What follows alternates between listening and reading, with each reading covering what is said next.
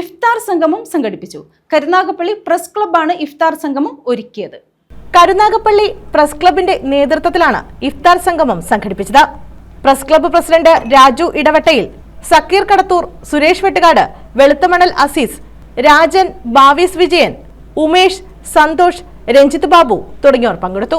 പ്രിയപ്പെട്ട മാധ്യമ സുഹൃത്തുക്കളെ, എല്ലാവർക്കും ഇഫ്താർ ആശംസകൾ നേരുന്നതിനൊപ്പം പെരുന്നാൾ ആശംസകളും കൂടി നേരുകയാണ്.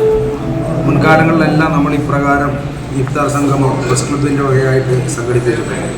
നല്ല നാളേക്കായി ഒത്തൊരുമയോടുകൂടി സാഹോദര്യത്തോടുകൂടി നമുക്ക് കഴിയാൻ ഈശ്വരന് എല്ലാവിധ സഹായങ്ങളും നൽകട്ടെ എന്ന് ഈ അവസരത്തിൽ പ്രസ് ക്ലബിൻ്റെ സഹോദരങ്ങൾക്ക് റംസാൻ ആശംസ. നമ്മളെല്ലാ വർഷവും ഇതുപോലെ പ്രസ് ക്ലബ്ബ് ഇഫ്താർ വിരുന്നും തിരുവോണം എല്ലാം നല്ല രീതിയിൽ ആഘോഷിക്കുകയാണ്. റംസാൻ നോമ്പ് എന്ന് പറഞ്ഞാൽ കരിച്ചു കളയുക എന്നാണ്. നമ്മുടെ സമൂഹത്തിലെ നന്മതിന്മകൾ തിരിച്ച് മനുഷ്യൻ ഇതുവരെ എന്തെങ്കിലും കുറ്റങ്ങളും കുറവുകളും കുഴപ്പങ്ങളില്ലാത്ത ഒരാളുമില്ല അദ്ദേഹത്തിൻ്റെ മനസ്സിലുണ്ടെങ്കിൽ അതിനെല്ലാം കരിച്ചു കളഞ്ഞ് സാഹോദര്യത്തിൻ്റെ നന്മ നിറഞ്ഞ ഒരു മനുഷ്യനായി അവനെ മാറ്റിയെടുക്കുന്നതിന് വേണ്ടിയാണ് നോമ്പ്.